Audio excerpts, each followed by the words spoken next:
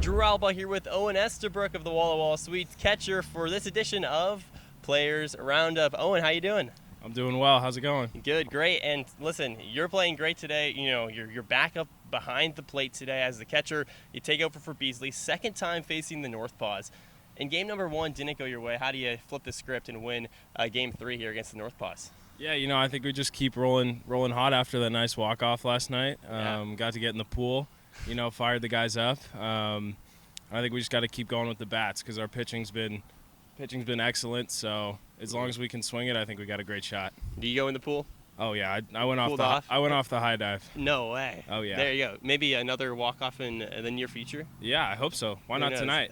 Why not? That'd be the 4th one of the season. That already is more than the entire last season at home, by the way. I know, that's what Coach was saying. Yeah. That's pretty crazy. Okay, so you're back behind the plate. The NorthPaws, as I'm sure you know, they lead the West Coast League in steals by quite a large margin. They're close to 70, second place at 37. It's a marginal difference. You know, you're the X factor tonight for defensive purposes. How do you stay ready out there and get ready to throw guys out at second?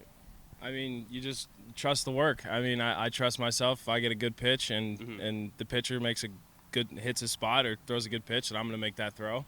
And I think as long as I do that and I stay within myself and stay within my game, I think they're going to have a tough time on the base paths. Does the mindset change at all with a team like the NorthPaws? I wouldn't say the mindset changes, but the approach changes a little bit. Sure. When you have more guys who are more apt to run in the lineup.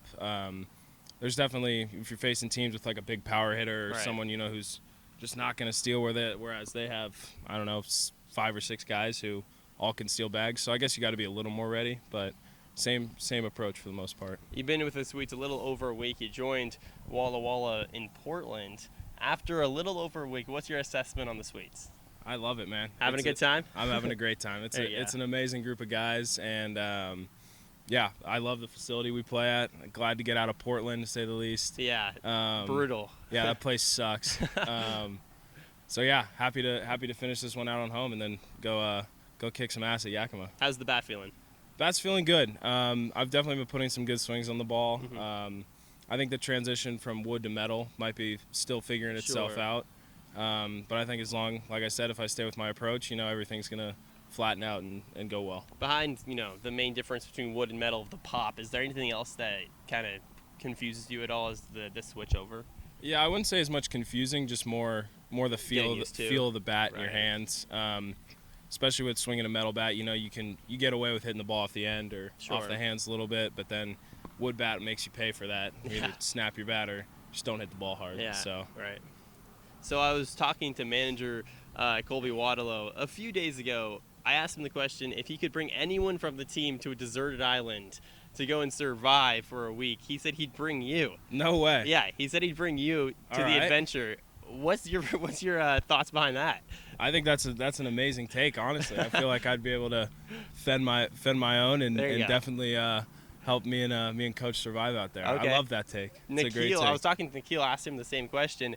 He brought Jennings along just because he said he's not going to try to survive. They're just going to have a week of fun, and you know if they perish, they perish. That checks out for Nikhil and Jennings, but.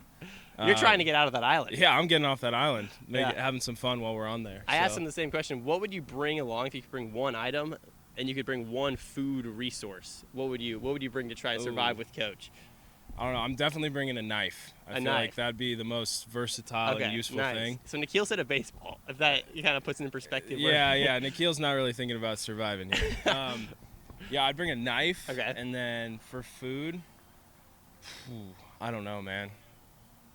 I've heard a couple answers. There's a jar of peanut butter. That was one. Yeah, that's a good one. I'm thinking of something you could replace. Like you could keep Manager growing. Waterlow said steaks. Yeah, I would have to agree with Manager Waterlow on that one. I think I'd go with some steaks. How about for your item being a water filtration thing?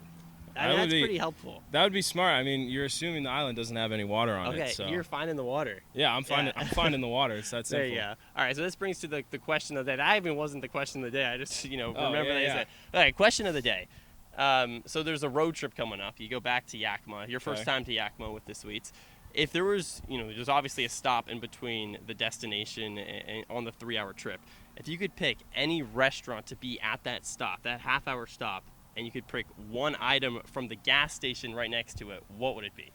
Any restaurant, no hesitation. I'm going with In-N-Out. In-N-Out. I don't think there's Bring one up north. Yeah, seriously. Yeah. I don't think there's a better road trip stop than an In-N-Out burger. Bang for your buck. Bang for your buck, exactly.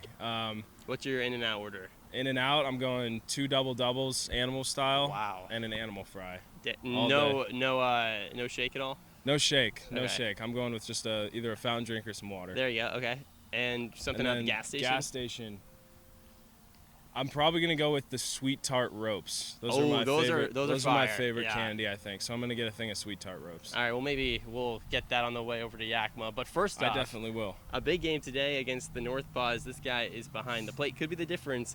Who knows? In the Sweets taking the series against the NorthPaws. Thanks so much. Let's do it. Let's go.